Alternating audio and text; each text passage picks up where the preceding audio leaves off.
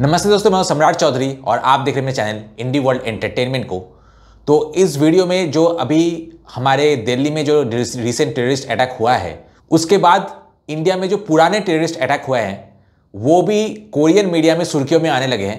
तो मुंबई में जो टेररिस्ट अटैक हुआ था उसको लेके कोरियन मीडिया से एक नया वीडियो आया है। ये बाय द वे कोई पुराना वीडियो नहीं है, जैसे कि आप देख सकते हैं। मतलब जस्ट कुछ ही दिन पहले ये वीडियो रिलीज़ हुआ है। जब दिल्ली अटैक जो हुआ उसके बाद ही ये वीडियो रिलीज़ हुआ है। तो आइए देखते हैं कि यहाँ पे कोरियन मीडिया ओवरऑल जो है क्या सोचते हैं। वैसे तो कुछ एक सेक्शन ऑफ कोरियन मीडिया है, कोरियन मीडिया ने एक सेक्शन ऑफ कोरियन लोग है जो लिब्रांडू है बेसिकली, जो इनके साथ पीसफुल्स के साथ बहुत ज़्यादा हमदर्दी दिखा रहे हैं।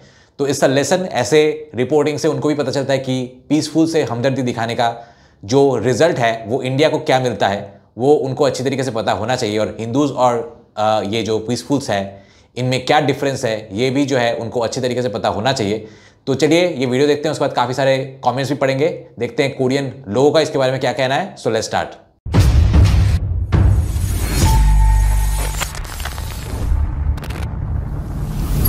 दोस्तों, मैंने बहुत सारे बिजनेस पार्टनर्स को, खास करके जो एनआरआईज है, उनके लिए चैनल बना के उनको इंडिया में एक stable source of income generate करके दिया है। अगर आप भी मेरे साथ पार्टनरशिप में चैनल स्टार्ट करना चाहते हैं, जहां चैनल के ओनर आप होंगे लेकिन कंटेंट मैं बना के दूंगा, तो मुझे कांटेक्ट कीजिए इस नंबर। 2008년 11월 26일 26 नवंबर 2008 को भारत के मुंबई में एक होटल में धमाकों और गोलियों की आवाज गूंज उठी। हमलावर पाकिस्तान के इस्लामी कट्टरपंथी आतंकी संगठन लश्कर ए तैयबा के सदस्य थे। उन्होंने होटल में मौजूद मेहमानों और कर्मचारियों को बंधक बना लिया और अंत में इस घटना में 170 से ज्यादा लोग मारे गए और 300 से अधिक घायल हुए। पीड़ितों में सिर्फ भारतीय ही नहीं बल्कि अमेरिका, ब्रिटेन, जर्मनी और अन्य देशों के टूरिस्ट्स भी शामिल थे, जिसकी वजह से पूरी दुनिया में गुस्सा फैल गया। पाकिस्तान ने किसी भी तरह की भागीदारी से इनकार करते हुए कहा, 비밀정보부가 시킨 거잖아. 무슨 소리야? 우린 관계 없어. ये तो तुम्हारी खुफिया एजेंसी ने करवाया है। जबकि उनका जवाब था, क्या बकवास है, हमारा इससे कोई संबंध नहीं है। ये दो देश कभी एक थे लेकिन अब कट्टर दुश्मन बन चुके हैं, भारत और पाकिस्तान। 먼 나라 이웃 나라. बहुत समय पहले, लगभग 7 करोड़ वर्षों तक यात्रा करने के बाद इंडियन सबकॉन्टिनेंट जब यूरेशिया प्लेट से टकराया तब एक नया लैंडमास बना, वही इंडियन सबकॉन्टिनेंट जहां आज भारत और पाकिस्तान स्थित हैं। इस भूमि पर भारतीय संस्कृति और हिंदू धर्म बिना किसी बाहरी आक्रमण के विकसित हुए, क्योंकि चारों ओर की पर्वत श्रृंखलाएं एशिया और यूरोप से आने वाले रास्तों को रोकती थीं। 대륙을 둘러싸고 있는 세 개의 산맥이 아시아와 유럽으로의 연결을 막아줬기 때문이야. 711 ईस्वी में भारत पर सच में एक इस्लामी सेना ने हमला किया था, लेकिन भारत की भौगोलिक बनावट, चारों ओर पहाड़, रेगिस्तान और समुद्र एक मजबूत दीवार की तरह थी। इसलिए अरबों का हमला बिना किसी बड़े असर के खत्म हो गया। इसके बाद भारत में हिंदू धर्म तेजी से विकसित हुआ, लेकिन 997 में गजनी सल्तनत के महमूद नाम के व्यक्ति ने इस्लामी सेना का नेतृत्व करके फिर से भारत पर हमले शुरू किए। आक्रमण करो। 돌격! 25 वर्षों में उसने 17 बार भारत पर आक्रमण किया और बेहद क्रूर और हिंसक विजय युद्ध चलाए। इस दौरान भारत की संपत्ति लूटी गई और हिंदू तथा बौद्ध मंदिर दोनों ही नष्ट कर दिए गए। इन घटनाओं की पीड़ा और गुस्सा लोगों के मन में गहराई तक बैठ गया और आज 1000 साल बाद भी महमूद हिंदुओं के सबसे नापसंद व्यक्तियों में गिना जाता है। तो भारत पर इतने लंबे समय तक हमले क्यों हुए? इस्लाम में अल्लाह के अलावा किसी और की पूजा करना सख्त मना है। इसीलिए जब उन्होंने हिंदू मंदिरों में विभिन्न देवी देवताओं की अनगिनत मूर्तियां देखी तो उन्हें तोड़ दिया।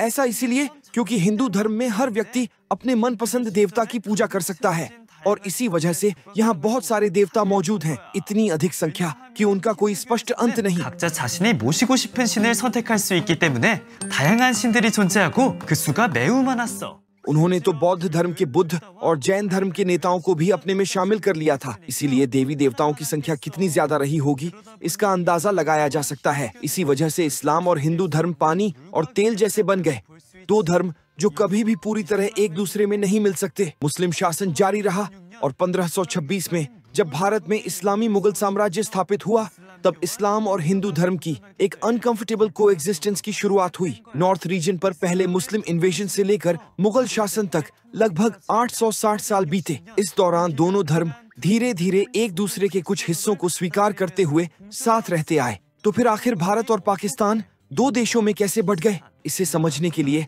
हमें भारत के कॉलोनियल ईरा के इतिहास को जानना होगा। 20 मई 1498 को पुर्तगाली खोजकर्ता वास्को दा गामा का जहाज भारत पहुंचा। वह समुद्र के रास्ते भारत आने वाला पहला यूरोपीय था। उसने सोचा होगा, अरे यह है भारत। इसके बाद नीदरलैंड, ब्रिटेन, फ्रांस और कई देशों के व्यापारी भारत में आए और हर देश ने भारत के अलग अलग हिस्सों में अपनी अपनी ईस्ट इंडिया कंपनी स्थापित की। 한국에선 인도 곳곳에 동인도 회사라는 무역 회사를 설립했지. देखते ही देखते भारत लगभग यूरोपीय ताकतों से घिर चुका था, जैसे उन्होंने चारों तरफ से घेरा बना लिया हो। व्यापारियों का हमलावर बन जाना बस समय की बात थी और उसकी बुनियाद पहले ही तैयार हो चुकी थी।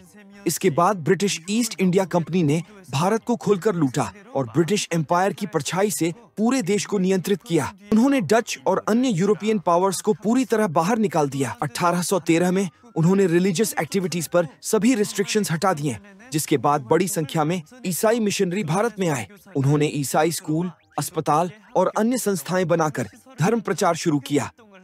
उन्होंने फारसी भाषा की जगह अंग्रेजी को एडमिनिस्ट्रेटिव लैंग्वेज भी बना दिया और भारतीय जमींदारों की जमीनें भी छीन ली। भारत में ब्रिटेन के प्रति गुस्सा लगातार बढ़ रहा था और फिर एक घटना हुई जिसने इस गुस्से को फटने पर मजबूर कर दिया। ब्रिटिशों ने भारतीय सैनिकों को, जिन्हें सिपाही कहा जाता था, म्यांमार, चीन जैसे विदेशी देशों में वॉर के लिए भेजना शुरू कर दिया। लेकिन हिंदू धर्म के कानून ग्रंथ मनुस्मृति में एक नियम कहता है कि 힌두 법전인 만우 법전엔 이런 조항이 있어. जो व्यक्ति हिंदुओं की पवित्र भूमि छोड़ देगा वह अपना जाति स्थान खो देगा। कास्ट सिस्टम भारत की ट्रेडिशनल सोशल हायरार्की थी, भारतीयों के लिए एक पवित्र और बहुत पुरानी परंपरा। ये लोग हमारी जाति छीनना चाहते हैं। इसी से सिपाही विद्रोह यानी भारत का पहला स्वतंत्रता संग्राम शुरू हुआ। यह वह पहली बड़ी घटना मानी जाती है जिसमें हिंदू और मुस्लिम दोनों ने धार्मिक अंतर भूलकर एकजुट होकर भारत के रूप में लड़ाई लड़ी। लेकिन पहला इंडिपेंडेंस वॉर ब्रिटेन की जीत के साथ खत्म हुआ और भारत अब ईस्ट इंडिया कंपनी का नहीं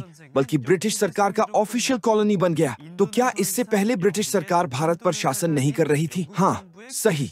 उस समय तक ब्रिटेन की निजी कंपनी ईस्ट इंडिया कंपनी ही भारत को अपने तरीके से चला और नियंत्रित कर रही थी। लेकिन विद्रोह के बाद ब्रिटिश सरकार ने खुद सीधे शासन करना शुरू किया। इसके बाद भारत की इंस्टीट्यूशंस और कल्चर धीरे धीरे ब्रिटिश स्टाइल सिस्टम्स में बदलने लगी। इंग्लिश ट्रेन्ड इंडियंस और एंग्लो इंडियन लोग सरकारी निचले पदों पर और ब्रिटिश ऑफिशियल्स के नौकरों के रूप में काम करने लगे। जैसे जैसे पढ़े लिखे लोगों की संख्या बढ़ी, भारत के बुद्धिजीवियों के बीच एक नई परिवर्तन की लहर उठने लगी। 영국인의 하인으로 봉사했고 지식인층이 점차 늘어나면서 인도의 지식인층을 중심으로 변화의 물결이 다시 일게 돼. आखिर हम पर विदेशी शासन क्यों हो? क्या कुछ लोग शासक बनने के लिए पैदा होते हैं और बाकी गुलाम बनने के लिए? भारत के बुद्धिजीवियों ने ऐसे लोगों को इकट्ठा करना शुरू किया जो अपनी आवाज एक साथ उठा सकें और कई हिंदू युवा इस आंदोलन में शामिल हो गए। लेकिन मुस्लिमों की सोच अलग थी। उनका तर्क था, मान लीजिए कि सभी ब्रिटिश सैनिक और उनके हथियार भारत छोड़ देते हैं, तब भारत एक हिंदू देश और एक मुस्लिम देश में बढ़ जाएगा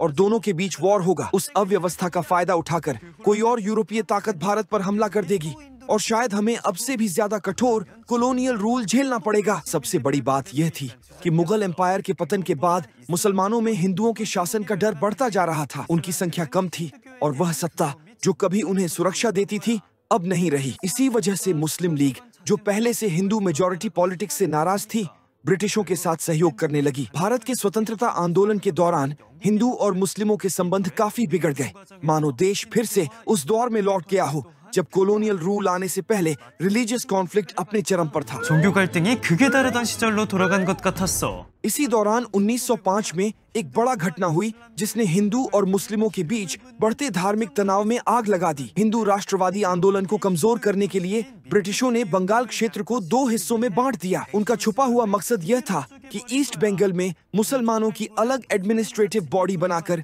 हिंदुओं की ताकत कम की जाए। अपनी अलग जमीन मिलने के कारण मुस्लिमों ने इसे समर्थन दिया, जबकि हिंदुओं ने ब्रिटिशों की डिवाइड एंड रूल नीति पर गुस्सा जताते हुए कड़ा विरोध किया। इसी समय भारत का नॉन वायलेंट रेजिस्टेंस शुरू हुआ। ब्रिटिश सेना और उनके हथियारों के सामने सशस्त्र संघर्ष का कोई मौका नहीं था।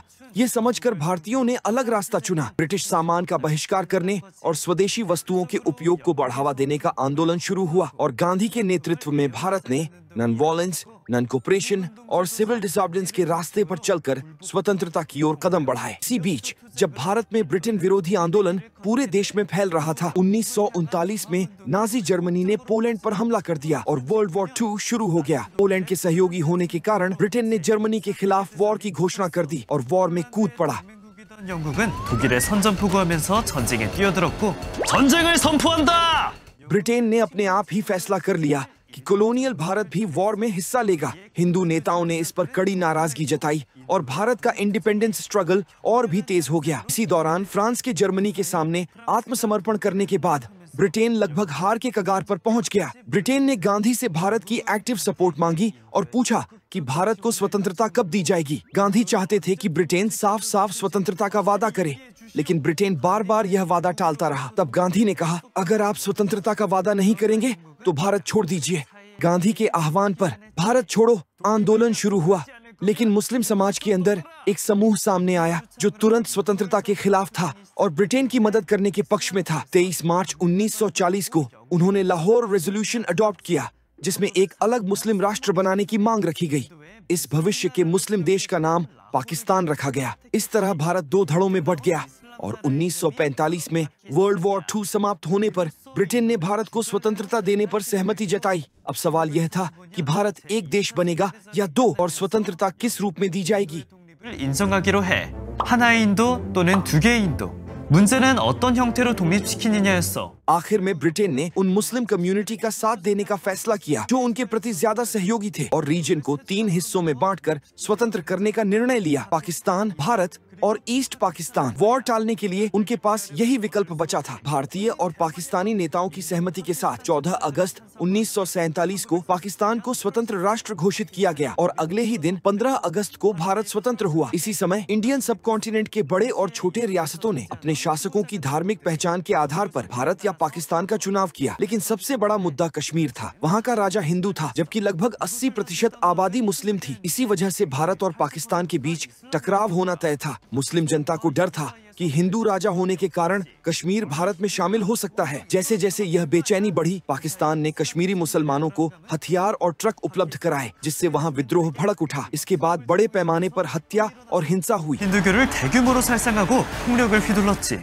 कश्मीर के राजा ने घबराकर भारत सरकार से मदद मांगी और भारत की सहायता के बदले उन्होंने भारत में विलय का अग्रीमेंट कर लिया। ब्रिटेन से स्वतंत्र हुए केवल 2 महीने ही हुए थे कि भारत और पाकिस्तान के बीच वॉर छिड़ गया। पहला भारत पाक वॉर हजारों लोगों की मौत का कारण बना और अंत में यूनाइटेड नेशन मीडिएशन से सीज फायर कराया गया। कश्मीर को 2 हिस्सों में बांट दिया गया, एक हिस्सा भारत के प्रशासन में और दूसरा पाकिस्तान के प्रशासन में। कश्मीर को लेकर यह संघर्ष और इसके पीछे का धार्मिक विवाद आज तक जारी है। दूसरे और तीसरे बड़े वॉर के बाद और कई आतंकी हमलों के चलते दोनों देशों का विवाद अब लगभग वापस न लौटने वाली स्थिति तक पहुंच चुका है। 2008 में मुंबई हमले में होटल पर कब्जा कर नागरिकों पर गोली चलाना और अप्रैल 2025 में भारतीय कश्मीर में पर्यटकों पर गोलीबारी, ये सब इस लंबे ऐतिहासिक संघर्ष का परिणाम है। आज भी भारत और पाकिस्तान बिना किसी शांति समझौते के मिलिट्री टेंशन बनाए हुए हैं और यह माना जाता है कि कभी भी और किसी भी रूप में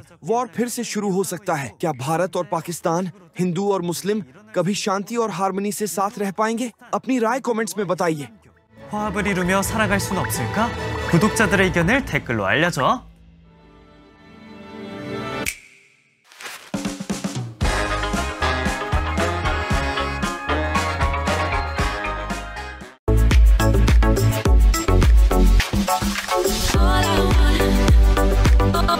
सबसे पहले लीजी2 ने लिखा है कि यह हमारे दूर के पड़ोसियों की यादें ताज़ा कर देता है।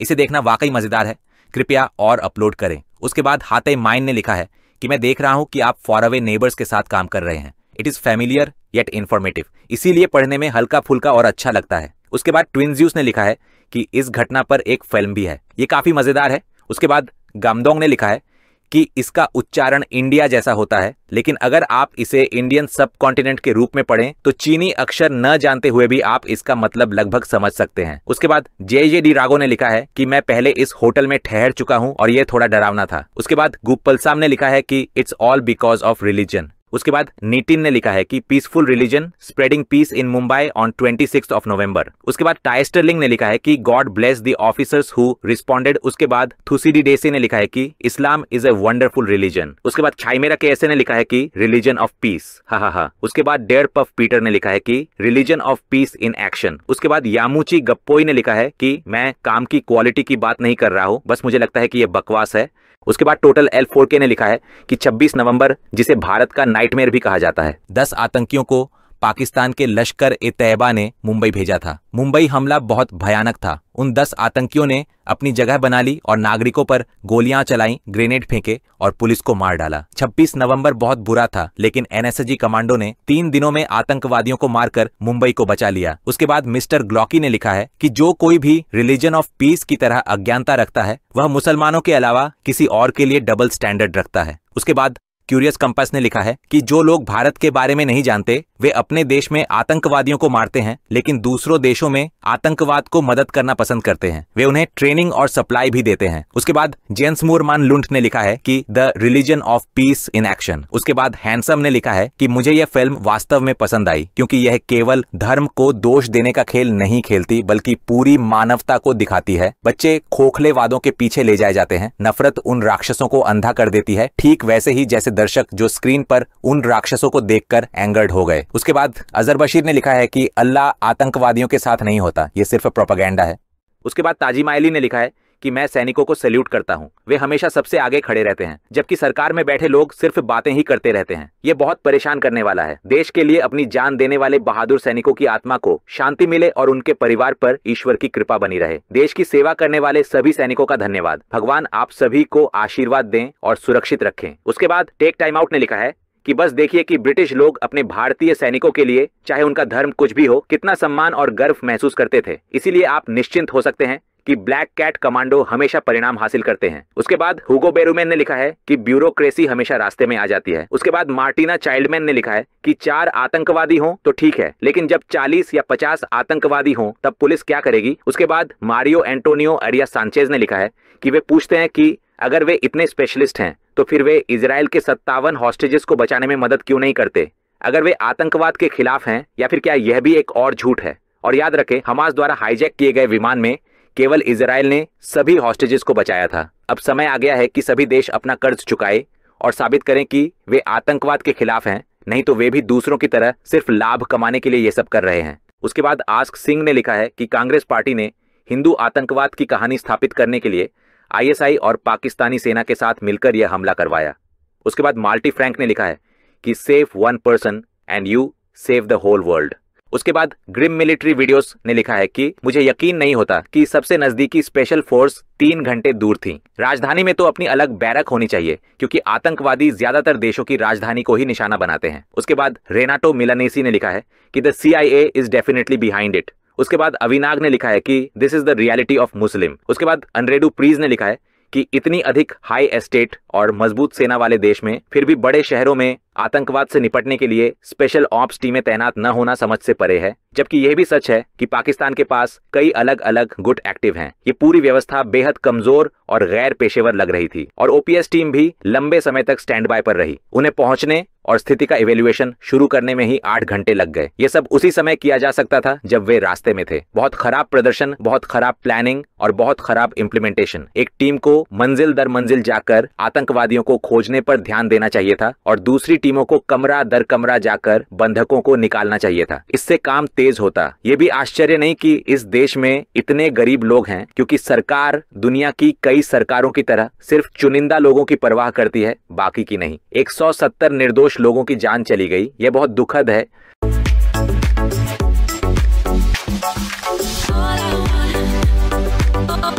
जैसे कि हम लोगों ने आतंकी हमला के बारे में जानते हैं। मुंबई 26 नवंबर आतंकी हमला और दिल्ली के लाल किले पर हुआ विस्फोट भारत की सुरक्षा व्यवस्था पर गहरा आघात करने वाली 2 भयावह घटनाएं थीं, जिन्होंने देश को यह एहसास कराया कि आतंकवाद किसी भी समय किसी भी स्थान को निशाना बनाकर व्यापक विनाश और दहशत फैला सकता है। 26 नवंबर के दौरान 10 भारी हथियारों से लैस आतंकवादी सी रूट से मुंबई में घुसे और Taj hotel, Oberoi hotel, Nariman house of CST station जैसे भीड़ भाड़ वाले स्थानों पर लगभग 60 घंटे तक लगातार हिंसा फैलाते रहे, जिससे न केवल सैकड़ों निर्दोष जाने गईं, बल्कि यह भी स्पष्ट हुआ कि शहरी सुरक्षा, इंटेलिजेंस कोऑर्डिनेशन और रैपिड रिस्पांस सिस्टम में कई कमजोरियां मौजूद हैं। इसी प्रकार लाल किले पर हुआ हमला, जो राष्ट्र की हिस्टोरिकल, कल्चरल और पॉलिटिकल पहचान का प्रतीक है, ने यह दर्शाया कि आतंकवादी सिंबॉलिक इंपॉर्टेंट साइट्स को निशाना बनाकर देश की साइकोलॉजिकल स्ट्रेंथ और इंटरनेशनल रेपुटेशन को प्रभावित करने का प्रयास करते हैं। इन घटनाओं ने यह एक्सपोज किया कि आतंकवादियों के पास modern technology, digital communication tools, satellite based navigation और उन्नत हथियारों का उपयोग करने की क्षमता होती है, जिसकी वजह से बिना स्ट्रॉन्ग इंटेलिजेंस सिस्टम और सतत निगरानी के हमलों की प्रिवेंशन अत्यंत कठिन हो जाती है। इन दोनों घटनाओं के बाद यह स्पष्ट हो गया कि सुरक्षा एजेंसियों के बीच वास्तविक समय में इंटेलिजेंस साझा करना, समुद्री सुरक्षा को और अधिक मजबूत बनाना, शहरी आतंकवाद से निपटने के लिए विशेष इकाइयों को अत्याधुनिक तकनीक से लैस करना और बड़े शहरों में multi layered security system develop करना अत्यावश्यक है। इसके अतिरिक्त भीड़ भाड़ वाले क्षेत्रों और हिस्टोरिकल साइट्स पर उच्च स्तरीय सीसीटीवी सर्वेलेंस, ड्रोन आधारित एयर सर्वेलेंस, AI आधारित थ्रेट डिटेक्शन सिस्टम और क्विक रिएक्शन फोर्स की अवेलेबिलिटी एंटी टेररिज्म स्ट्रेटजी का अहम हिस्सा होना चाहिए। नागरिकों की भूमिका भी अत्यंत महत्वपूर्ण है, इसलिए आम लोगों को संदिग्ध गतिविधियों की तुरंत रिपोर्टिंग, आपातकालीन स्थिति में प्रतिक्रिया देने और सुरक्षा नियमों का पालन करने के लिए जागरूक बनाना आवश्यक है। साथ ही साइबर सुरक्षा को प्राथमिकता देते हुए डिजिटल माध्यमों से होने वाली आतंकी गतिविधियों, फंडिंग और कम्युनिकेशन को ट्रैक करने के लिए मजबूत साइबर इंटेलिजेंस यूनिट की स्थापना भी बेहद जरूरी है। कुल मिलाकर 26 नवंबर और लाल किले पर हुए हमले हमें यह चेतावनी देते हैं कि आतंकी खतरा कॉन्स्टेंटली डेवलप हो रहा है और देश की सुरक्षा को मजबूत बनाने के लिए technology, training, intelligence coordination, rapid response, border और maritime security as well as citizen awareness, इन सभी पहलुओं पर एकजुट और व्यापक सुधार ही भविष्य में ऐसे विनाशकारी हमलों को रोकने का प्रभावी उपाय है। दोस्तों, आज के लिए बस इतना ही। मिलते हैं आपसे अगले वीडियो में। Till then, good bye.